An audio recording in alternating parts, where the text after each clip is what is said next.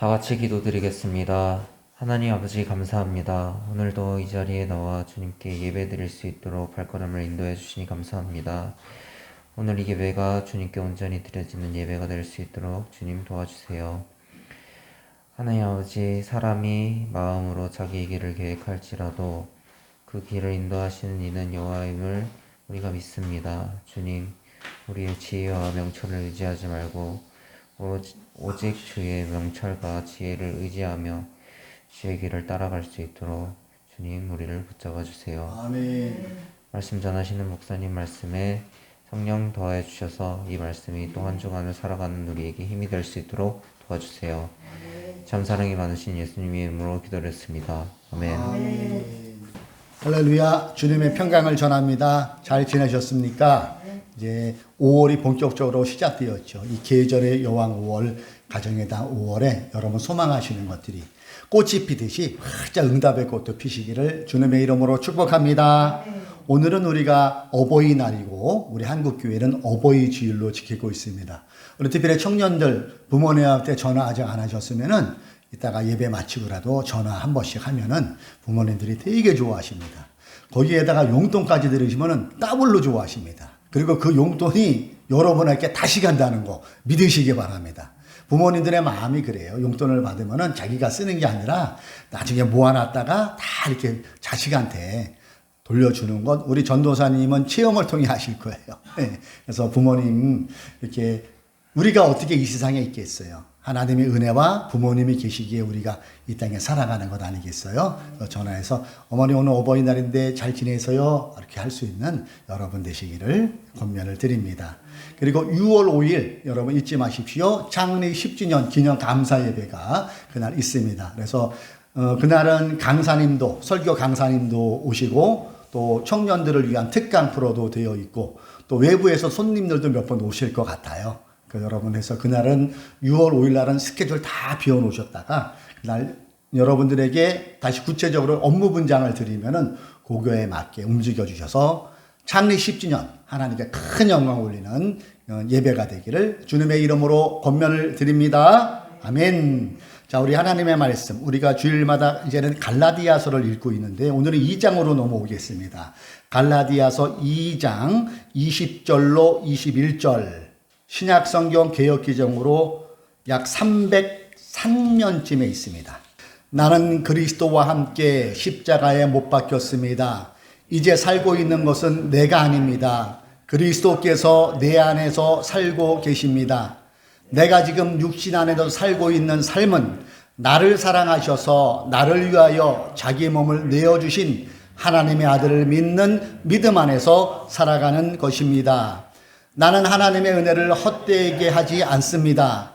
의롭다고 하여 주시는 것이 율법으로 되는 것이라면 그리스도께서는 헛되이 죽으신 것이 됩니다. 아멘. 본문을 근거로 하여서 그리스도와 함께 십자가에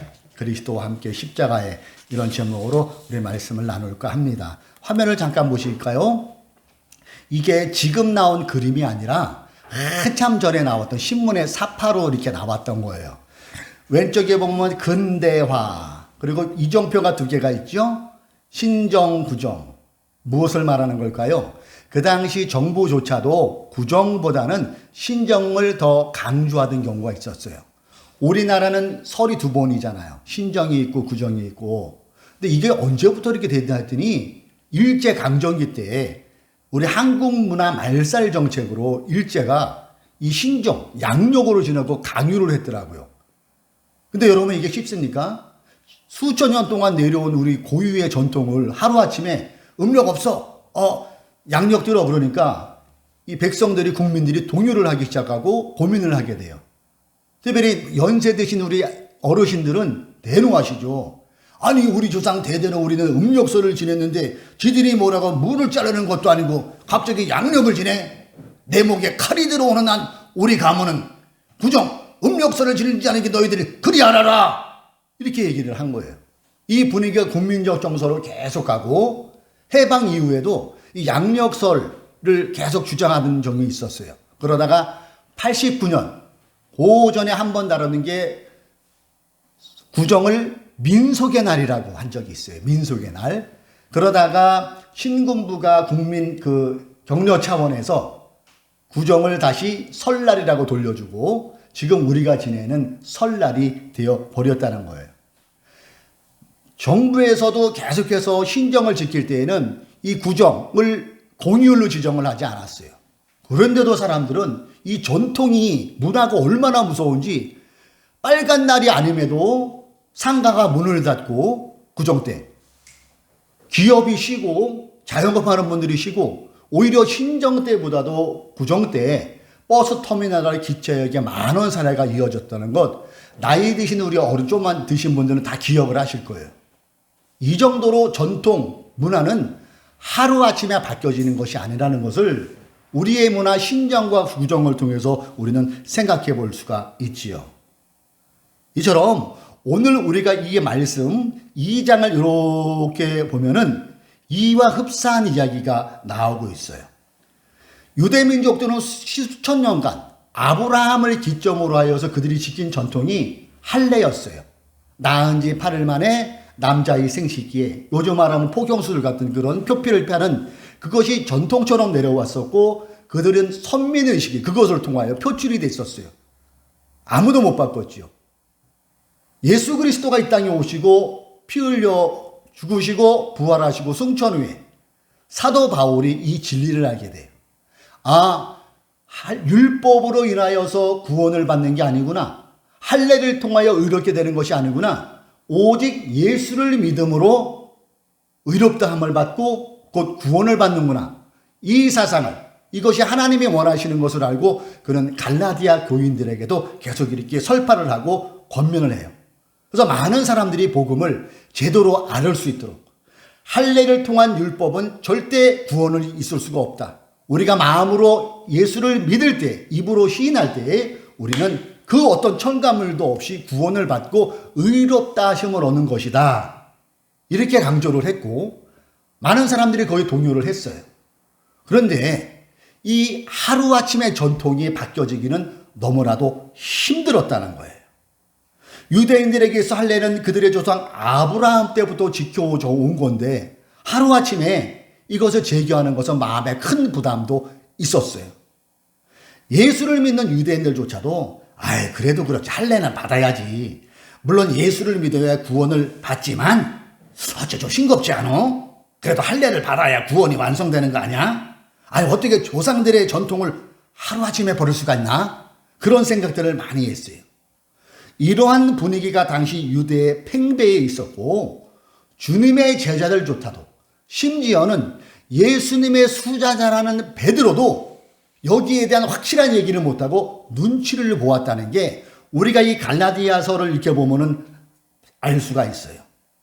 그러던 중 어느 날 사건이 일어나는데 베드로 사도가 안디옥 교회를 방문한 적이 있어요. 환대를 받았겠죠? 당연히 식사 자리에 있습니다. 근데 그 당시에 식사를 하는 그 사람들은 유대인이 아니었어요. 성경에 보니까 이방인들이었어요. 다른 외국인들이었다는 거죠. 그들과 함께 덕담을 나누면서 맛있게 이렇게 식사를 하고 있는데 그 중에 누군가가 이렇게 얘기를 하는 거예요. 베드로 사도님, 저기 야고보 사도가 보낸 일행들이 지금 오고 있는데요. 밖을 보니까 유대인들이 오고 있는 거예요. 이때 베드로가 부담이 갑니다. 그래서 식사하던 것을 마치고 슬그머니 자리를 피해요. 부담이 갔던 거죠. 그들은 할례를 주장하던 사람들인데 본인이 할례를 안 받은 이방인들과 먹으면은 어찌 한 소리 들을 것 같으니까 쓱 자리를 피하는 거예요. 이거 괜히 이방인들과 밥 먹는 거 보면 저들이 나를 이상하게 생각하겠지?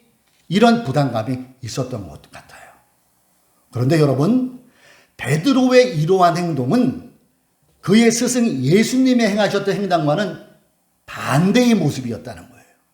왜냐하면 예수님은 모든 이들을 대할 때 차별 없이 평등하게 대했다는 것이 사복음서의 요소에 나오고 있고요. 이 차별 없이 평등하게 대했던 예수님의 모습을 3년 동안 따라다녔던 베드로는 봤거든요. 그런데 그 전통이 얼마나 무서운지 예수님이 하는 행동을 따라하지 못했다는 거예요. 그 대표적인 예가 마태복음 9장 10절에 이런 말씀이 나와요. 예수께서 집에서 음식을 드시는데 많은 세리와 죄인이 와서 예수와 그 제자들과 자리를 같이 하였다. 식사를 하시는데 베드로처럼 세리와 죄인들은 당시에 사람 취급을 안 했던 경우거든요. 근데 예수님이 이들과 식사를 하셨다는 게 마태복음 9장 10절에 나와요.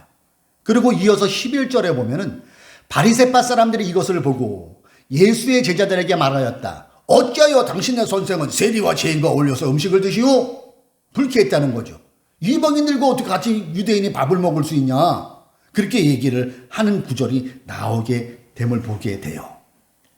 예수님 시대의 세리와 죄인은 불가처 청민으로 분류가 됐었어요. 상대해서는 안 돼. 가까이 할 수는 절대 안 되는 그런 사람이었어요. 그럼에도 예수님은 이들과 아무 거리낌 없이 차별 없이 식사를 하셨다는 거예요. 당시 주님의 이러한 행동은 파격 중에 파격 그 자체였다는 것이죠. 이렇게 스승의 스스럼 없는 행동을 보았을 베드로였지만 수천 년 동안 내려온 유대 전통을 무시하기는 그 또한 힘들었었던 것 같아요. 그래서 그날 안디옥 교회에서 식사 자리에 본인만 있는 게 아니라 이 갈라디아를 쓴 바울도 있었거든요. 바울이 이렇게 보니까 어이가 없는 거예요. 바울 입장에서는. 그러니까 바울이 성격이 좀 불같았나 봐요. 다른 사람이 다 있는 앞에서 살짝 데려다가 얘기를 하면 좋을 것 같은데 그는 그렇게 하지 않았어요. 벌떡 분열이 일어나서 아마 손가락질을 했을 수도 있겠죠. 그러면서 베드로의 이중적인 행태를 강력하게 지탄합니다. 그게 갈라디아서 2장 11절부터 14절에 보면 나와요. 자, 바울의 이 마음, 상황을 생각하면서 이 본문을 한번 읽어보겠습니다.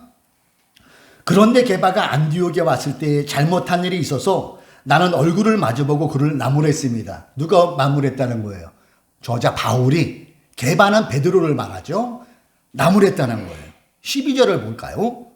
그것은 이유입니다. 이유. 나무란 이유. 게바가, 즉 베드로가 야고보에게서 몇몇 사람이 오기 전에는 이방 사람들과 함께 음식을 먹다가 그들이 오니 할례 받은 사람들을 두려워하여 자기 입장에 곤란해졌다는 거지요. 나중에 저 사람들이 나를 어떻게 평가할까? 체면이 있었던 것 같아요. 전통도 있었고 그 자리를 떠나 물러난 일입니다. 책망한 이유가. 그리고 13절을 보세요. 나머지 유대 사람들도 그와 함께 위선을 하였고 마침내는 바나바까지도 그들의 위선에 끌려갔습니다. 동요됐다는 거예요. 다른 사람들도. 그 위선적인 행동이.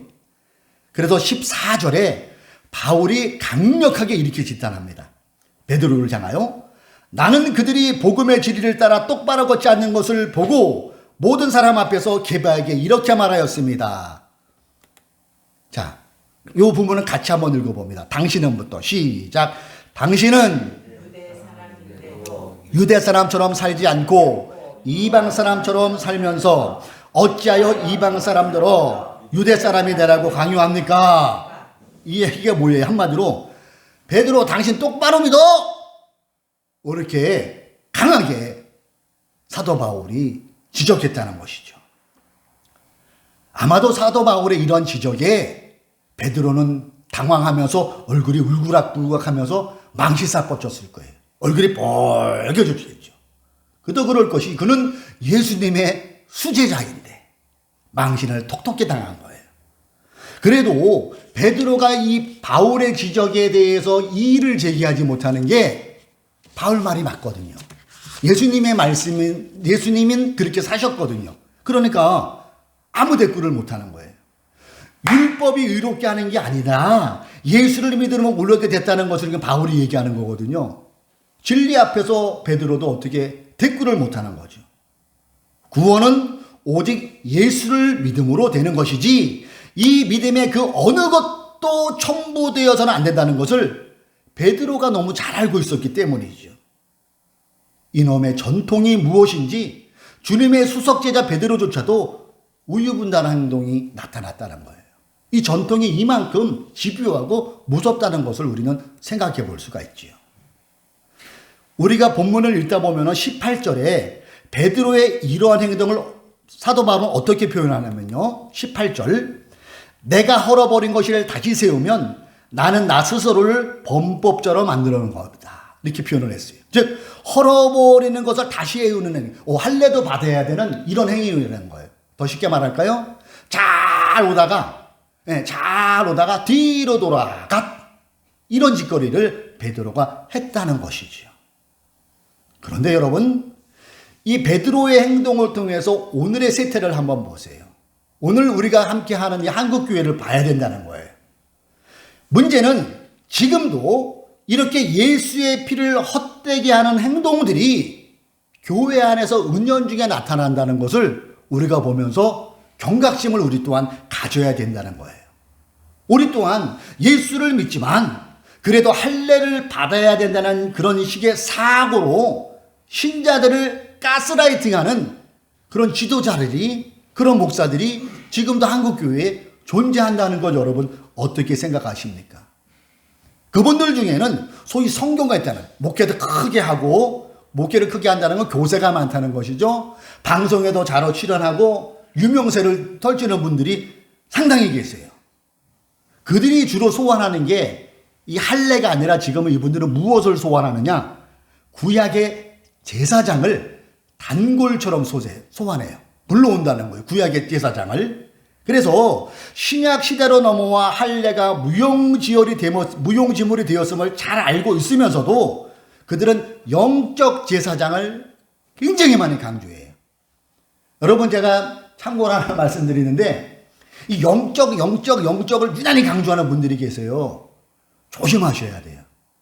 왜냐? 이 영적인 그거를 빌미를 그 밑에는 본인의 탐욕과 본인의 관철시키려는 것을 그 영적인 의미에 너무 많이 담았기 때문에 성도들을 그릇된 길로 가고 그 영적인 걸로 가지고 자신의 탐욕을 채워버리는 이런 일들이 일어난다는 것을 알고 있어야 된다는 것이죠. 예수를 믿어야 의롭게 돼. 그래도 할례를 받아야 더 의롭게 돼. 이렇게 생각했던 당시 유대 사람들처럼 예수를 믿으면 누구나 하나님께로 나아갈 수 있어. 이게 우리 개신교의 만인 제사장이잖아요. 우리 전도사님이 1대1로 예수를 믿음으로 하나님께 나아가고 우리 찬이 형제가 1대1로 믿으면 하나님께 나아가는 거예요. 그래 맞아. 그런 대가 들어가는 거예요.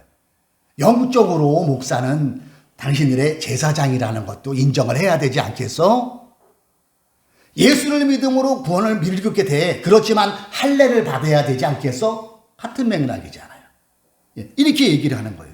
그래서 자신들이 마치 구약에 등장하는 하나님의 대리인 양 행세한다는 것 있을까요? 없을까요? 지금도 뉴스에 나와요. 그러한 행동들이.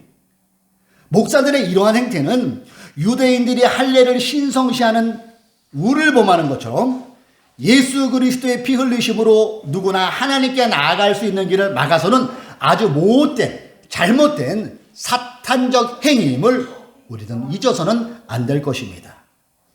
목회자들의 이러한 특권의식, 선민의식이 지나치다 보면 나타날 수 있는 게 무엇인지 아세요? 그것이 그루밍 성범죄예요. 그것이 가스라이팅이에요.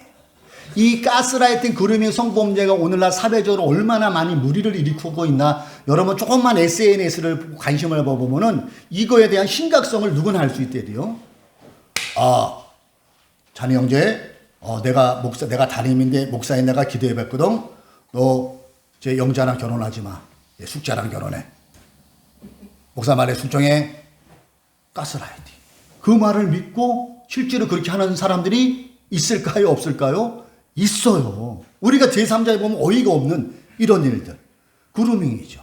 가스라이팅. 그 사람의 생각을 완전히 지배하는 거예요. 무엇으로? 영적인 것이라는 거 가지고 그렇게 지배를 해버리는 거예요. 내가 기도하나 보니까, 우리 김태환 집사님, 그쪽에 저번에 땅 그거 있잖아. 그거 사면 안 돼. 그리고 그쪽을 좀 내려가다 뭐 전봇대가 2개 세워져 있거든. 거기 개가 가끔 지나가. 그 땅 사. 이런 식으로, 교인들을 농락해요. 그리고 자신의 욕구를 하나님의 이름을 빙자하여 채우는 목회자들이 지금 이 시간에도 뉴스에 끊임없이 나오고 있고, 이제는 이런 기사가 새로울 것도 없어요. 너무 많다는 거예요. 목회자가 듣기를 싫어해요. 그러니까 무조건 가르치려고만 해요. 여러분, 회계가 더 그 재정을 잘 볼까요? 목사가 회계를 더 잘 볼까요? 회계사는 회계에 대한 전문가지요. 한 예를 들어서. 근데 마치 목사가 모든 것을 다 알고 있다는. 그것을 무엇으로 포장해요? 영적인 제사장으로 포장을 해서 그렇게 강요하는 이러한 행태. 여기서 뿜어나오져 나오는 목회자들이 배타적 행동, 우월의식은 여러 번 앉아서 예배드리는 우리 청년 같은 사람들에게 엄청난 실망을 줘요. 그리고 교회를 등지게 하고 가난한 신자로 남아있게 하고 더 나아가서는 기독교회는 진리가 아니구나. 이거는 그래서 교회를 떠나는 사람들이 있다는 거예요. 영적인 제사장 그 역할을 너무 강요하다 보니까 이렇게 된다는 거죠. 교우 여러분, 마음에 새기십시오. 어느 특정 목사의 말에 우리의 지정의가 쪼개져서는 절대 안 돼요. 그것은 가짜입니다. 우리의 지성, 우리의 감정, 우리의 의지는 어디에 쪼개져야 돼요? 이 말씀 앞에 쪼개져야 되는 거예요. 그래서 이 말씀이 우리를 이끌어가는 것이지 어느 특정 목사의 영적인 우월감으로 쫓아간다가는 엄청 잘못된 우리를 범할 수 있다는 것을 우리는 알 수 있어야 돼요. 우리가 모르는 길을 특별히 갈 때에 이정표 편말을 보고 가잖아요. 그렇죠? 서울에서 부산. 그걸 보고 가는 길을 보는 거예요. 그렇죠? 그런데 그 편말만 쳐다보면 어떻게 되겠어요? 사고 나는 거예요. 마찬가지입니다. 우리가 우리 각자에게 모두에게 주신 이 말씀에 우리의 포커스가 맞춰 있어줘야지 어느 특정인 영적인 그런 거에서 하나님의 특별한 계시를 받았다는 거기에 너무 치우치다 보면은 그 목사 말을 따라가다 보면은 이 말씀을 놓치게 되고 우리의 신앙이 엉망진창이 되고 더 나아가 바른 신앙을 못할 수 있는 우리를 범할 수 있다는 것을 우리는 생각해 볼 수 있어야 된다는 것이죠. 얼마 전 국민일보에 나온 이명희 종교국장이 쓴 기사를 보면서 제가 고개를 끄덕끄덕 한 적이 있어요. 제가 방금 말씀드린 이런 배타적인 행동, 귀감하지 못하는 행동, 그래서 성도들이나 신자들이 젊은이들이 떠나간다는 그거를 마음을 가져가 한번 제가 읽는 걸 한번 귀를 기울여 보세요. 다음 통계 자료는 국민일보와 사김과 성김부설 코디연구소가 여론조사기관 GM권 리서치에 의뢰해 지난달 31일부터 지난 4일까지 전국 성인 1000명을 대상으로 설문조사한 내용입니다. 코로나 팬데믹과 대선을 거치면서 한국교회 신뢰도가 18.1%까지 급락했다는 조사 결과가 나왔습니다. 한국교회 신뢰도는 2020년 1월 기독교 윤리실정운동 조사에서 31.8%, 지난해 1월 목회데이터 연구조사에서 20.9%였습니다. 작년과 재작년에보다 더 떨어졌다는 거, 신뢰도가 18.1%. 개신교에 대한 호감도는 25점, 호감도에 대해서는 25.3%, 가톨릭은 몇 프로 나올까요, 호감도가? 65.4%예요. 불교는 66.3%예요. 3대 종교 중 가장 개신교가 낮았습니다. 종교별 대국민 이미지 조사에서 개신교는 떠오르는 단어가 배타적이다, 물질적이다, 위선적이다, 이기적이다, 세속적이다. 이런 부정적인 단어가 포진한 반면 불교는 포용, 상생, 친근, 보수, 가톨릭은 도덕적, 헌신적, 희생적 등 긍정적 단어가 대부분이었다. 특히 우리 청년을 같은 19살에서 29살 사이 젊은 세대에서 기독교 호감도는 19%로 나타나 전체 세대 중에 가장 낮았다. 이게 지금 조사에 대한 통계예요. 일부에서는 이 기사가 나가니까 그 국민일보 종교국에 엄청난 항의 전화도 왔었대요. 이런 쓸데없는 부정적인 거를 가뜩이나 전도한다는데 왜 이런 걸 내가지고 사람들을 알게 하냐. 이런 사람들도 있고, 반면에 좀 생각이 있는 사람은 어떤 생각을 갖냐면, 그래, 터질 게 터졌다. 약은 원래 몸에 쓴 거다. 이거를 계기로 해서 우리 더욱더 각성하고 더 낮아지고 십자가의 길을 걸어가는 삶을 해야 되지 않겠느냐. 이런 두 가지 반응이 나왔다는 거예요. 우리는 여기에서 어느 것을 선택해야 될까요? 당연히 후자일 거예요. 본문에 나오는 사도 바울이 베드로의 위선된 행동을 질타하며 정정을 요구한 것처럼 한국교회 신뢰도가 18.1%의 현실은 아프지만 인정하고 받아들이면서 본문 20절의 말씀을 내면화, 생활할 때 비로소 실추된 하나님의 영광은 회복될 것이며 우리 자신의 영성 또한 깊어질 수 있을 것입니다. 본문 20절입니다. 나는 그리스도와 함께 십자가에 못 박혔습니다. 이제 살고 있는 것은 내가 아닙니다. 그리스도께서 내 안에서 살고 계십니다. 내가 지금 육신 안에서 살고 있는 삶은 나를 사랑하셔서 나를 위하여 자기 몸을 내어주신 하나님의 아들을 믿는 믿음 안에서 살아가는 것입니다. 아멘. 그리고 이런 신앙인은 본문 21절의 삶으로 표현될 것입니다. 나는 하나님의 은혜를 헛되이 하지 않습니다. 의롭다고 하여 주시는 것이 율법으로 되는 것이라면 그리스도께서는 헛되이 죽은 것이 됩니다. 내가 그리스도와 함께 십자가에 못 박힌 삶을 사는 사람은 그리스도의 죽음을 헛되게 하지 않는 사람입니다. 십자가의 날마다 죽는 신앙은 우리의 마음을 주님으로 향하게 합니다. 그리고 그 마음을 품고 삶의 표현은 세상으로 향하여야 할 것입니다. 이게 십자가에 내가 죽는 신앙인의 모습이라는 것입니다. 그런데 이게 거꾸로 가면은 곤란하죠. 삶의 영성이 세상으로부터 온다면, 그리고 삶의 표현이 주인으로 향한다면 곤란한 거죠. 우리 교회 개척초교회에 최 집사님이라는 분이 계셨는데요. 이분은 매주 한 번씩 물통을 들고 저 대관령 자락으로 가서 일주일 동안 마실 약수를 받아오곤 하셨어요. 그 물을 저도 한 잔 주머니에 얻어 먹어보면 물맛이 좋아요. 맑습니다. 달다는 느낌을 제가 그때 처음 들어봤어요. 물을 마시면서. 이 최 집사님은 약수가 떨어질 때쯤 되면 또 대관령 자가로 가서 물을 또 받아옵니다.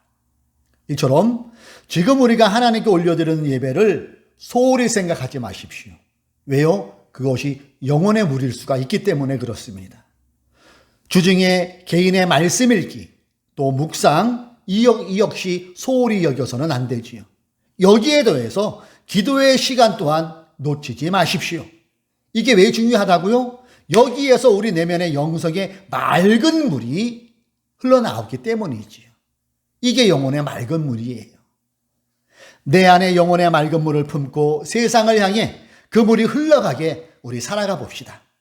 바로 그러한 삶이 내가 십자가에 죽어지는 삶, 하나님의 영광이 드러나는 삶, 내 인생의 의미가 더 풍요로워지는 멋진 삶으로 우리를 이끌어갈 것입니다.